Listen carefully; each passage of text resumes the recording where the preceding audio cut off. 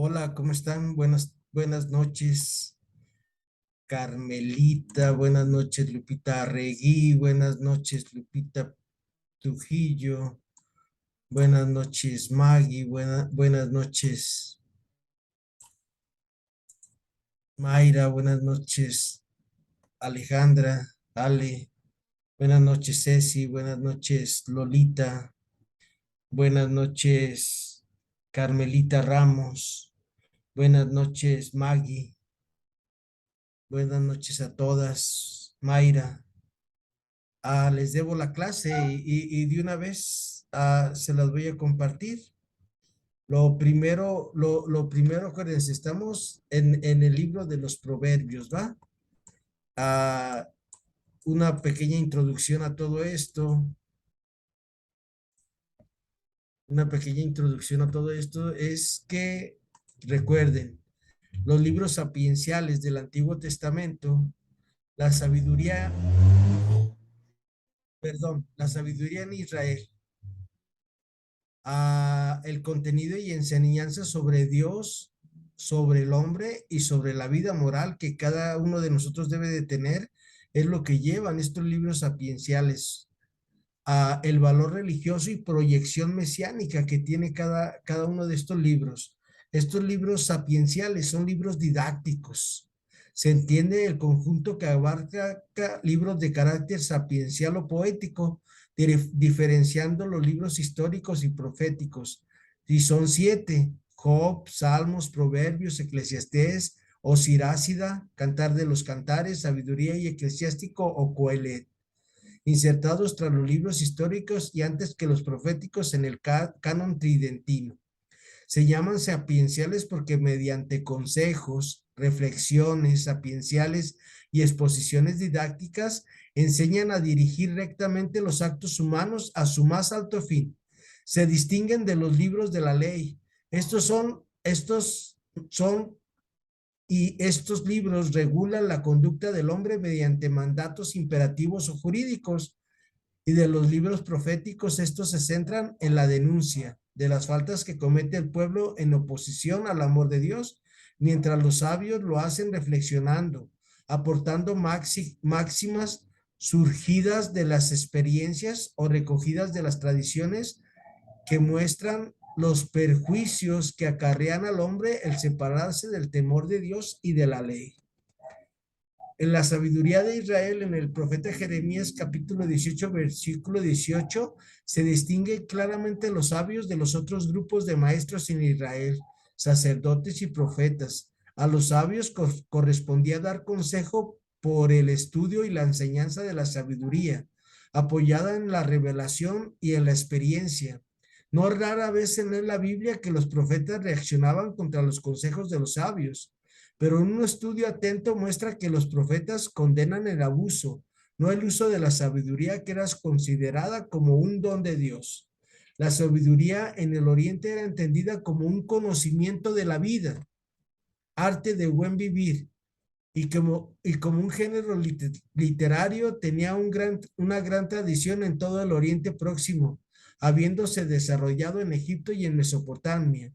Los libros de la Biblia recogen buena parte de ese patrimonio, pero lo presentan con una originalidad propia y específica que les viene dada por el carácter religioso de sus autores, que todo lo enfocan desde su fe en el único Dios, en el Dios de Israel. El único y verdadero Dios. Recuerden, hermanas de San Carlos Langa, la sabiduría bíblica está influenciada por la enseñanza de los profetas. La sabiduría nos muestra las expresiones sapienciales. Fue progresando, centrando la atención en Dios. Así la sabiduría de la Biblia consiste por encima de todo en el conocimiento y práctica de la ley de Dios. Recuerden, Proverbios 9:10, el comienzo de la sabiduría, el temor del Señor, y la ciencia es el santo, es la inteligencia. Proverbios 9:10. Y mis estimadas amigas, alumnas, compañeras de este camino de salvación, leíamos el capítulo 22 y yo les dije que íbamos a ir poco a poco, pero se me fue el santo al cielo. Les pido una disculpa y me sentí un poco incómodo de salud y por eso no pude desarrollar lo que el Señor quería, pero por eso estoy haciendo este programa para ustedes. El versículo 22 del 1 al 8 nos habla, nos da consejos de sabiduría, prudencia y justicia. El buen nombre, riqueza, sabiduría y necedad. Más que las riquezas vale el buen nombre, más que la plata y el oro, la buena estima. El rico y el pobre se encuentran, pero el uno y al otro los hizo Yahvé. El cuerdo ve el peligro y se esconde, pero el necio sigue adelante y la paga. Versículo 4: riquezas, honra y vida son premios de la humildad y del temor de Yahvé. Recuerden, riqueza, honra y vida son premios y la humildad y de humildad y del temor en Yahvé. De nosotros cumplir los mandamientos. Espinas y lazos hay en el camino del impío. El que guarda su alma se aleja de él. Recuerden, el que guarda su alma se aleja de las personas tercas, de las personas que somos por algún motivo testarudos. Instruye al niño en su camino, dice también la palabra de Dios en el versículo 6, que aún de viejo no se apartará de él. Lo que bien se aprende jamás se olvida, decíamos ahí, eso sí lo recuerdo en la clase. El rico señorea sobre el pobre. Siempre ha sido así. Siempre ha habido ricos y pobres, pero la mayor pobreza es la que hay en el corazón de las personas que tienen y no ayudan a los demás. Esa es la mayor pobreza que tenemos ahorita en la actualidad los seres humanos. Y el que toma prestado es siervo del que le presta. Por eso mi papá y mi mamá me enseñaron que no hay que tener deudas, pero a mí no me quedó más que tener deudas y deudas y deudas y deudas. Todos tenemos distintas circunstancias, pero es de verdad. Nos vamos haciendo esclavos. Y acuérdense que las personas que prestan, pues es su negocio, es su forma de ganar la vida fregando a los demás. El que siembra iniquidad cosecha desventura. El que siembra, dice el profeta Amós, el que siembra vientos cosecha tempestades y todos sus afanes son vanos. Y en estos primeros 8 versículos a cada una de ustedes les digo, ¿qué me dijo el Señor a mí hoy? Pero primero veamos un comentario de estos primeros 8 versículos. Dice, con frecuencia los sabios valoran las cualidades intelectuales y morales sobre las cosas materiales. La buena fama es un tesoro más apetecible que las riquezas y la estima que ella alcanza vale más que los preciosos metales. Por lo demás, esas cualidades pueden contribuir no poco a conseguir beneficios materiales, que como ocurrió en los casos de José el Soñador, ¿recuerdan? Ruth, que también se encontró con vos, que le ayudó, la reina Esther, personas que con sus bienes materiales hicieron mucho bien al pobre. Hay en la Biblia, hay muchas personas que con sus bienes, con su generosidad de lo que Dios les da, hacen mucho bien a las personas que necesitan o necesitamos algo. Recuerden que siempre han existido estas dos clases sociales y existirán siempre en la sociedad, los ricos y los pobres.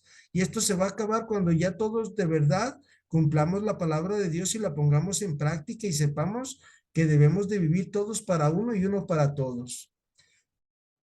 Los pobres y los ricos provienen igualmente de Dios y tienen sus derechos y obligaciones. El rico y el pobre, escribe San Agustín, son dos cosas entre sí contrarias, pero la una necesaria a la otra. El rico ocupa al pobre para que lo sirva y el pobre ocupa al rico para que le pague por su servicio. El rico está hecho para el pobre y el pobre está hecho para el rico, nos dice San Agustín. Los ricos deben practicar la caridad, pero con los pobres y guardarse bien de considerarlos como seres inferiores, siendo de la misma naturaleza que ellos. La única diferencia es que los ricos tienen chequera y nosotros los pobres no, pero a los ojos de Dios somos iguales, recuerden.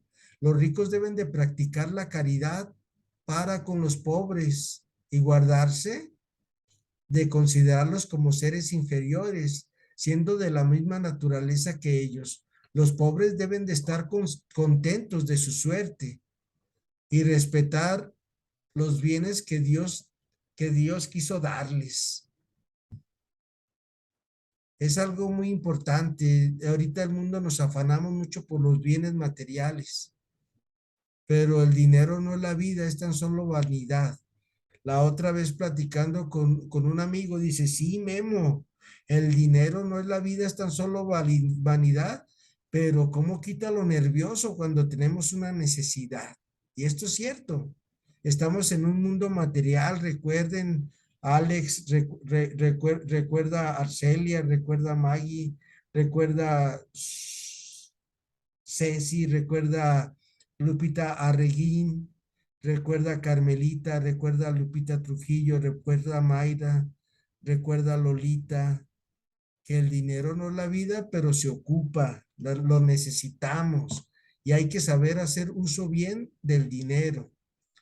Es muy laudable y preciso trabajar para elevar la condición social de los pobres, lo cual está en manos de los ricos, que generosamente deben de ceder de los bienes que Dios libremente les otorgó, pero sin caer en la utopía de pretender abolir una diferencia social que tiene raíces demasiado hondas para que el hombre pueda abolirlas. Debemos de hacer el bien, pero nosotros no vamos a cambiar el mundo. Recuerden lo que les decía, el único que puede cambiar al hombre es Dios y su palabra. El verdadero remedio para las desigualdades sociales es reconocer al que las ha establecido y las obligaciones de mutua consideración y respeto que ellos implican. Claro que no es lo mismo pobre que miserable. De la miseria que hay en el mundo tiene la culpa el hombre. Dios ha colocado en el universo medios para alimentar a una humanidad muy superior a la que hoy puebla el globo terrestre. Dios siempre da comida para todos, pero unos acaparamos y por eso debemos de ambicionar. Nos decía el proverbio, mejor buena estima que riquezas, porque las riquezas, en cada riqueza de cada ser humano siempre hay algo de injusticia. Las ventajas de la sabiduría se echan también de ver en la conducta frente a los peligros. Más vale prevenir que remediar. Nos decía también primera parte de Proverbios, en el versículo, en el versículo, perdón, me perdí, versículo. En el versículo 3, el cuerdo ve el peligro y se esconde, pero el necio sigue adelante. Recuerden, es muy importante las ventajas de la sabiduría y se echan a ver en la conducta frente a los peligros. El sabio es reflexivo, por eso ve venir el peligro y lo evita. El necio no lo es y no descubre el peligro hasta que está encima, cuando ya no es posible evitar la caída en él. Espinas y lazos llaman después el sabio a los obstáculos y peligros que el impío encuentra en su camino. Espinas, porque se ocultan bajo las rosas o frutos a que él tiende su mano y al fin le punzan. Lazos, porque caerá víctima de su maldad y hallará en el vicio su castigo. Los frutos habituales de la sabiduría en estos primeros 8 versículos del libro de los Proverbios, capítulo 22, son atribuidos al temor de Yahvé, recuerda, a cumplir la ley de Dios todos los días. Y sobre todo cumplir la ley del Señor te va dando humildad, te va dando saber tus capacidades, saber que hay que servir a los otros. Existe íntima relación entre ambas cosas, como la soberbia aparta de Dios. La humildad lleva al temor de Yahvé y son principio y fundamento de sabiduría y de todas las virtudes y las riquezas, fruto de la sabiduría. Tienen sus ventajas y la pobreza sus inconvenientes. Así que, queridas hermanas, recuerden que nos dijo el Señor a cada uno de nosotros en este libro de los Proverbios, capítulo 22. Tengo un perro tan enfadoso de vecino que de repente se le bota la canica y si oyen esos ladridos, no está de mí quitarlos. No los puedo evitar.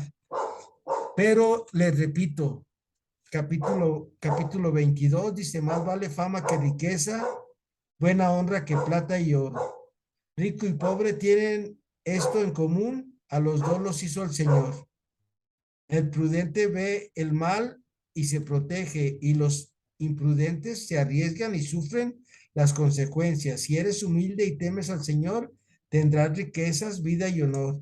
Espinas y trampas hay en el camino del perverso, y el que cuida de sí mismo se aleja de ellas.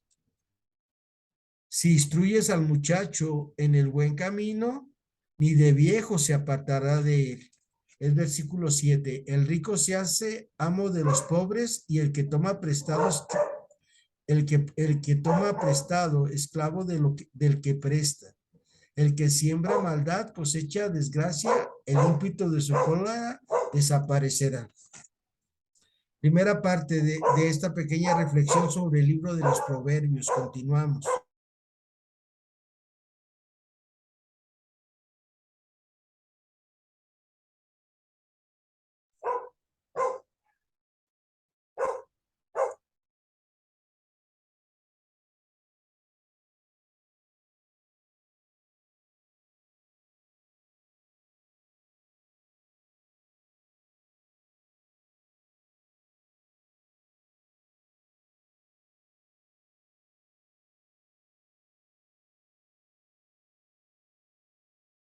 Ave María Purísima del Refugio, recen, recen, recen para que se callen estos perros. Ahora voy a ir al versículo 22, capítulo 22, versículos del 9 al 16. La palabra del Señor dice esto, dice, el hombre generoso es bendecido porque da al pobre de su pan, arroja al petulante y se acabará la contienda, acuérdense, y cesará el pleito y la afrenta. Ama Yahvé a los de puro corazón y agrada al rey la gracia en el decir. Los ojos de Yahvé protegen al justo y trastornan los planes del perverso. Dice el perverso, fuera hay un león que me mataría en medio del camino. Cima profunda es la boca de la extraña. Aquel que es odioso a Yahvé cae en ella. La necedad se esconde en el corazón del niño. La vara de la corrección le hace salir de él. Oprimir al pobre es para provecho suyo, dar al rico es tirarlo. Permítanme, voy a tratar de callar a ese perro. ¿Sale?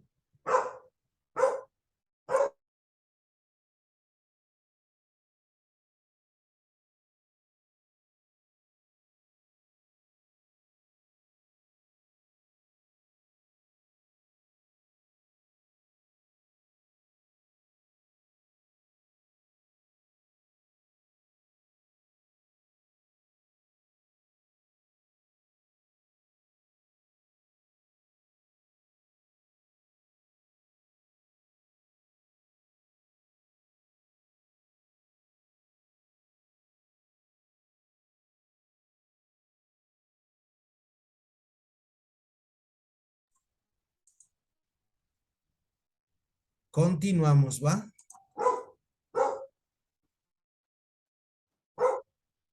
Esta perícopa del capítulo 22, versículos del 9 al 16, nos llevan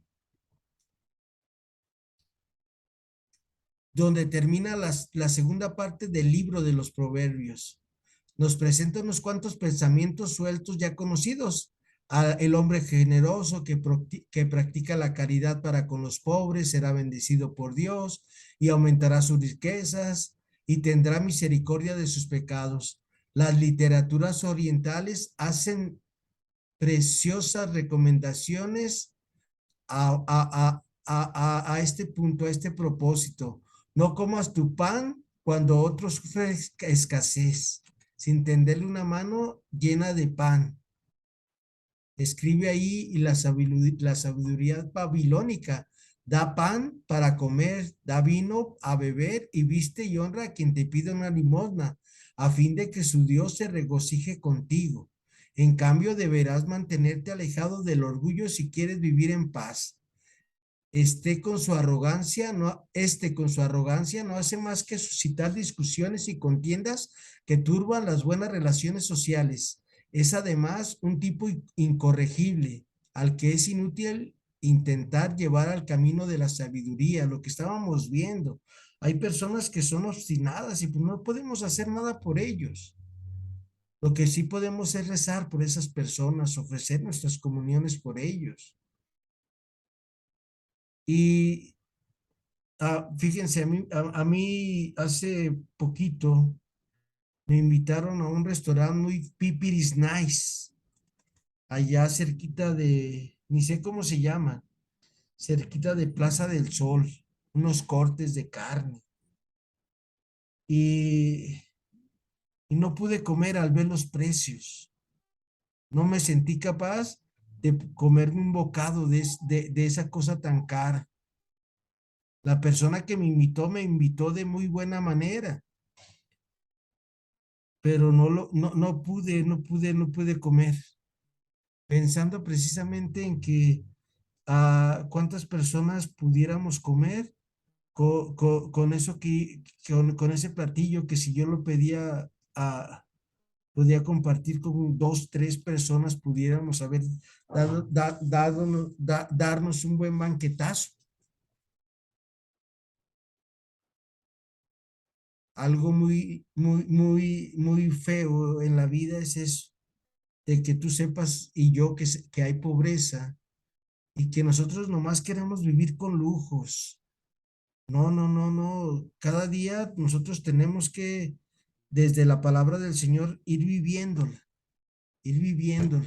irla aplicando a nuestra vida, recordando que nosotros no somos dueños de nada, que somos administradores, como escuchamos el domingo pasado en el Evangelio de San Lucas capítulo 13 o capítulo 16, versículos del 1 al 13.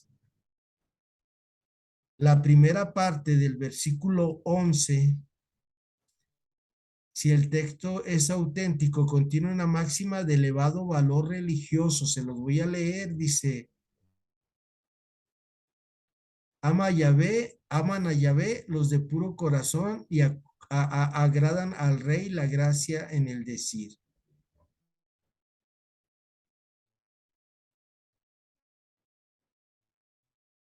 Declara el amor de Dios por los limpios de corazón, las almas candelosas y sencillas en las que no cabe simulación, malas intenciones, maldad, y se acerca la bienaventuranza de Jesucristo en el sermón de la montaña en Mateo 5:8. La segunda constata una buena cualidad para ganarse la simpatía del rey. La gracia en el hablar, sobre todo si va unida a la veracidad de sus palabras. Recuerden, las palabras llaman, pero el testimonio arrastra. Y recuerden también aquella anécdota de San Francisco de Asís, que les dice a los monjes: vamos a predicar, y van a un pueblecito ahí cerquita de donde ellos estaban, y se la pasan visitando a los enfermos, compartiendo comida con la gente más pobre. Y ya uno de ellos se atreve a decirle: oye, Francisco, ¿y cuándo vamos a predicar? Y le dice San Francisco de Asís: ya predicamos. Cuando sea necesario hablar, hablamos. Entonces, pidámosle a Dios que nosotros seamos esas personas que con nuestro propio testimonio de vida llevemos el evangelio, con nuestra forma de vivir. Como les decía hace rato, que cada uno de nosotros, que cada una de ustedes, mujeres de Dios, sean esas Biblias vidas, esas Biblias vivas, que los demás descubran el amor de Dios en cuanto las vean. Sale Ale, Ceci, Maggie, Arcelia, Lupita Regui, Ceci, a Carmelita Ramos, Leti, a Lupita Trujillo, a Lolita. Con nuestra vida tenemos que hacer la palabra de Dios viva en nuestra vida. Y luego también estos versículos del 9 al 16 nos hablan sobre el perezoso. El perezoso, con tal de no trabajar, se imagina los más descabellados y ridículos pretextos, como es el que aquí presenta con fina ironía el sabio.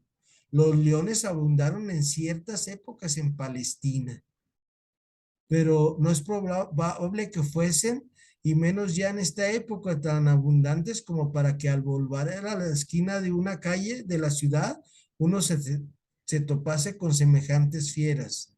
En la primera parte del libro de los Proverbios, el autor declaró: qué mal tan grande es caer en los lazos de la mujer adúltera,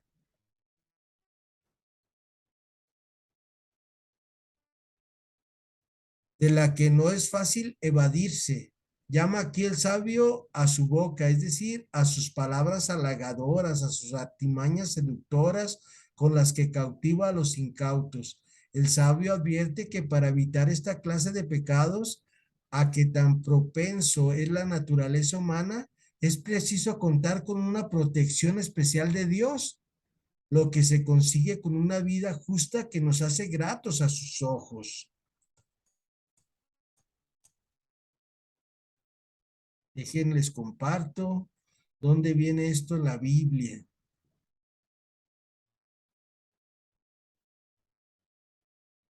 En la carta a los Romanos, capítulo 1, versículos 24 al 27.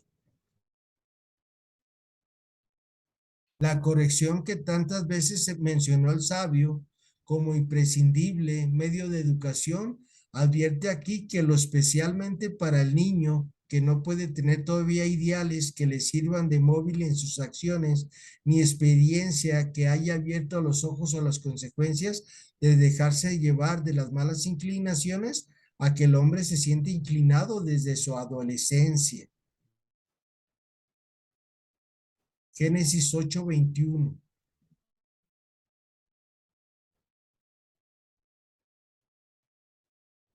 Y el último verso se refiere al rico y al pobre. Si el texto está bien, el sentido sería que oprimir al pobre redundará después en favor suyo, porque sus sufrimientos se cambiarán por disposiciones de la providencia en bendiciones. Algunos proponen la corrección, dar en lugar de oprimir, en cuyo caso tendríamos una recomendación de la benevolencia para el pobre, muy de acuerdo con la doctrina de los sabios. Dar al rico, dice el sabio, es tirarlo, porque como ya tiene mucho, lo despilfarrará. Por eso nuestro Señor nos dice en el Evangelio: cuando invites a comer a alguien, no invites a los que luego te puedan invitar ellos a ti, invita a los que no te pueden invitar ya. Y entonces tendrás tu recompensa, y tu Padre que ve lo secreto te recompensará. La tercera parte empieza del libro, son las sentencias de los sabios. En el versículo del 17 del capítulo 22 comienza una colección de proverbios que difiere de la anterior por su introducción, que evoca las de las primeras partes a los diversos grupos de sentencias, por el tono exhortatorio, distinto de la forma de constatación de la parte primera, primera y segunda, por la disposición en estrofas de 4 o 5 o más versos que desarrollan con más amplitud una idea como en la introducción en lugar de las máximas sueltas, cada una con su pensamiento completo de la colección salomónica. Recuerden, aquí del capítulo 22 en adelante vemos versos auténticos del rey Salomón. Finalmente, por el paralelismo sinónimo en distinciones, el antitético a que nos tenía habituado la sección precedente, no obstante las afinidades indicadas con la introducción al libro, no parece que provenga esta colección del mismo autor o escuela que ella, dado que la estructura y material de ambas secciones es muy diferente.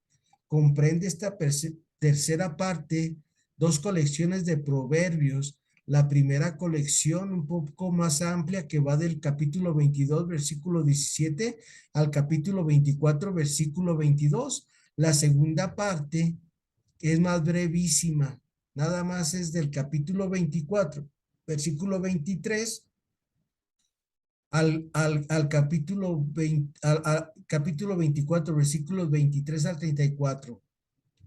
Ambas colecciones presentan los mismos temas e ideales a través de desarrollos estróficos, lo que hace suponer un mismo origen para los dos. Aparecen separadas en la Biblia de los 70 por los proverbios de Agur, capítulo 30, versículos del 1 al 14. Recuerden, la Biblia de los 70 es esa Biblia que se escribió en el año 234 antes de Cristo en la ciudad de Alejandría.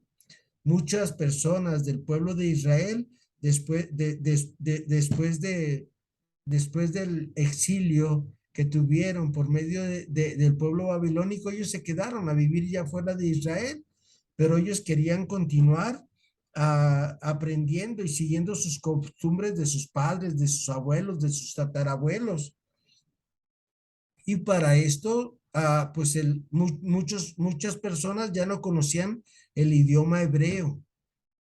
Y entonces los sabios van a Israel y convencen a 70 sabios que vienen a Alejandría y traducen la Biblia, el Antiguo Testamento, del hebreo al griego. Y por eso se llama la Biblia de los 70, porque en 70 días, 70 sabios tradujeron la palabra de Dios para que estas personas que habitaban fuera de Israel siguieran con las tradiciones de sus padres. Es una pequeña acotación para ustedes. Vamos a ver, entonces, vayamos primero a través de estas colecciones. ¿Les parece bien?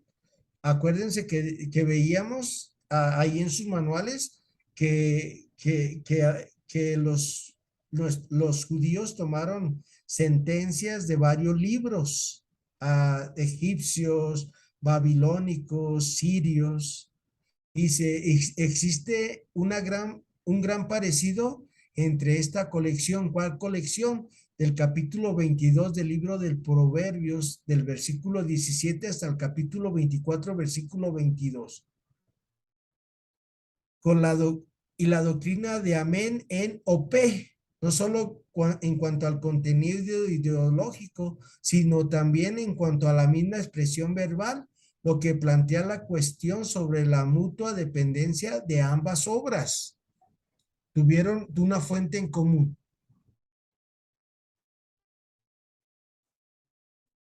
La mayoría de los autores se inclina por la dependencia de la colección bíblica respecto al escrito egipcio.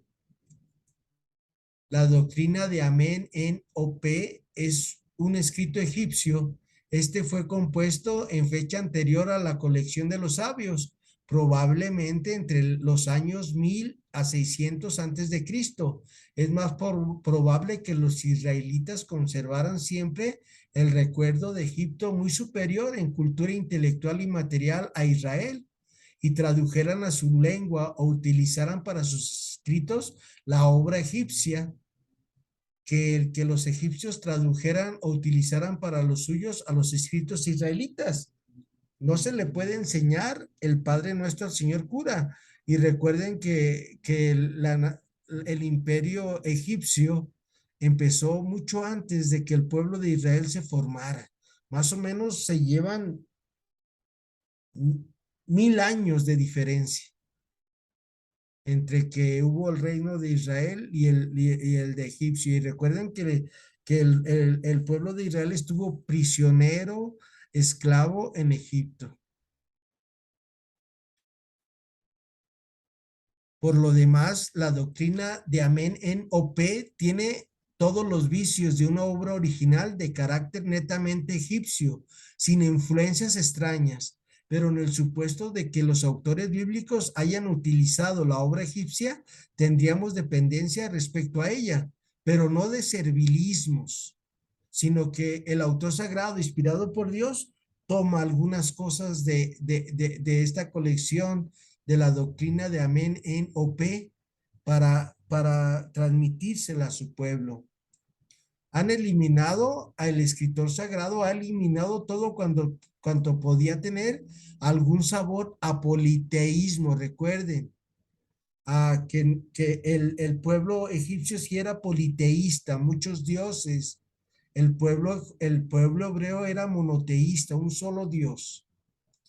Y el autor sagrado quitó todo eso que hablara de esa variedad de dioses. Y podría, en dado caso, resultar ofensivo a la majestad de Dios, y los han informado del monoteísmo israelita, del temor de Dios y de la confianza en Yahvé, que vivifica toda la literatura sapiencial. A toda la literatura sapiencial nos lleva a un solo Dios, que es el que lo tiene, lo puede y lo sabe todo. Algunos afirman la dependencia de ambos escritos de una obra hebrea más antigua. Se basan en el hecho de que mientras en la colección de los sabios israelitas los cuartetos se suceden en orden perfecto, en la doctrina de Amén en OP se hallan esparcidos por toda la obra, lo que difícilmente se explica en el caso de una dependencia directa de la obra bíblica respecto de la egipcia. Amén en OP habría tomado algunas ideas de la obra primitiva hebrea, las elaboró con su estilo propio egipcio y las colocó a lo largo de su obra donde creyó más oportuno. Esto nada más es para saber, para tener cultura bíblica. En el capítulo 22, versículos del 17 al 21, en la palabra de Dios dice el libro de los Proverbios: da oído y escucha las palabras del sabio y aplica tu corazón a la enseñanza, pues te será dulce conservarla en tu pecho y tenerla pronto en tus labios. Para que pongas en Yahvé tu confianza, te señalo hoy tus caminos. No te he escrito 30 sentencias en que se encuentran consejos inteligentes, palabras sinceras para enseñarte verdad, para que sepas responder a quien te pregunte. Esta perícopa introductoria contiene una exhortación como las que abundan en la primera parte del libro. ¿Cuál es la primera parte del libro de los Proverbios? Buena pregunta, ¿verdad?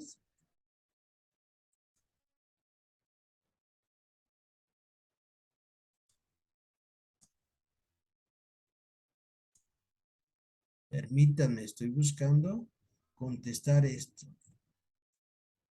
La primera parte del libro viene de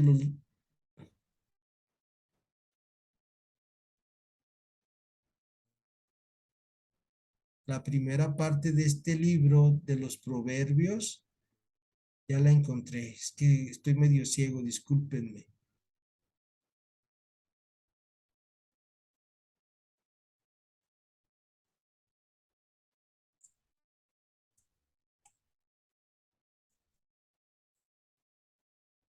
Los tres primeros versos contienen una recomendación práctica sobre la circunspección con que hay que proceder en la mesa cuando uno es invitado a un banquete, cosa frecuente entre los antiguos orientales.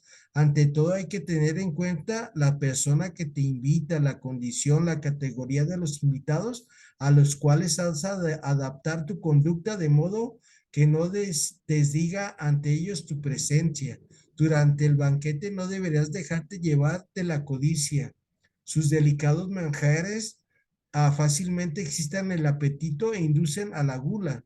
La expresión empleada por el sabio indica cuánto interés has de poner en no dejarte vencer por ella y aparecer inadecuado ante los comensales. Y ten cuidado, no sea que el banquete con sus delicados manjares sea para ti pan engañoso. Tal vez fuiste invitado para ganar tu favor con fines ulteriores y siempre quedarás obligado a agradecer estas atenciones de idéntica o semejante manera. Cuando te sientes a la mesa de un señor, mira bien a quién tienes delante. A mi mamá diría, a la tierra que fueres, haz lo que vieres.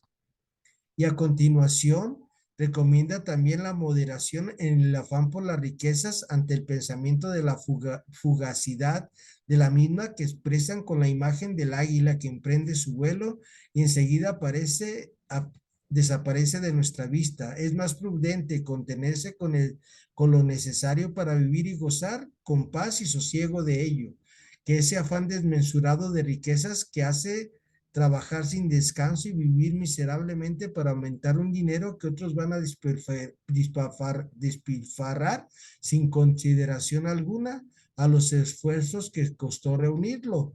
El versículo 2 dice, y pon un cuchillo a tu garganta si te sientes mucho apetito. No codicies mucho. ¿Sale?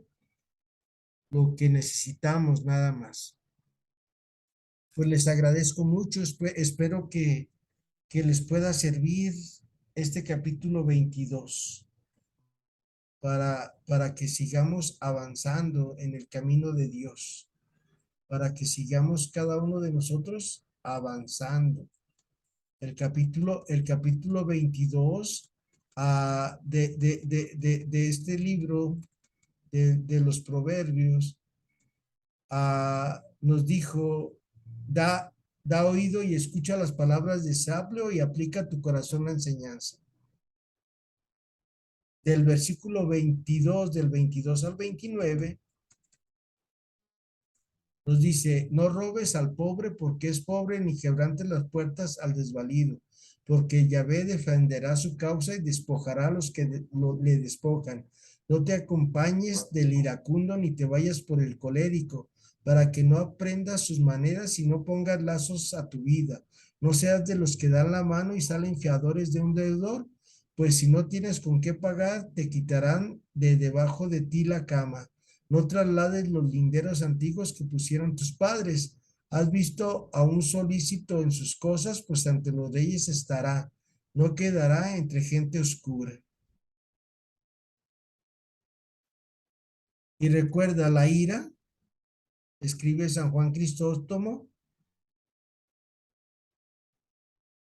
hay que cortarla de raíz. La ira nos lleva al homicidio. La ira, como decía el Chavo del Ocho, mata el alma y lo envenena. Así que muchas gracias. Que Dios las bendiga. Espero que Maggie y todas les sirva este pequeño espacio que traté de compartirles esta noche. Que la fuerza y el amor de Dios los acompañen. Buenas noches. Gracias. Buena tarde. Buen día. Hasta pronto.